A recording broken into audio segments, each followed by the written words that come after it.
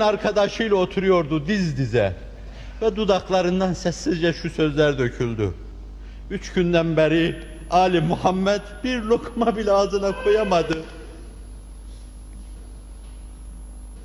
Gürül gürül bir ses duyuldu.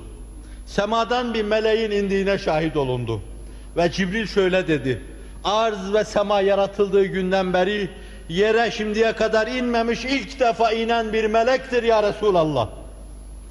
Erseleni Allahu ileyk fekal efe meliken rasulen ec'aluke em abden rasula. Allah'ın selamı var ya Resulallah. Dediler ki bir hükümdar peygamber mi yoksa Allah'ın kulu aciz zayıf bir peygamber mi? Dostunun yüzüne baktı Allah Resulü.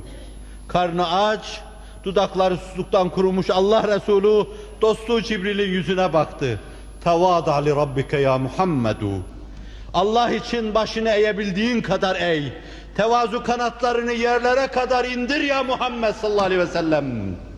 Abden Rasûlâ. Abden Rasûlâ. Kul Allah'ın Resulü öyle olmayı isterim. Melik olmak istemem. Müdebdeb hayat yaşamak istemem. Muhteşem hayat yaşamak istemem. O şerefle serfirazdır. Ve günde biz kaç defa söylüyoruz. O abden Rasûlâ dedi. Biz de Muhammedun abduhu ve rasuluhu diyoruz. Muhammed Allah'ın kulu ve Resuludur. Elçisidir, Hakk'a dilbestedir, iki büklümdür, inkiyat içindedir. Allah'ın kulu olma şerefiyle serfirazdır.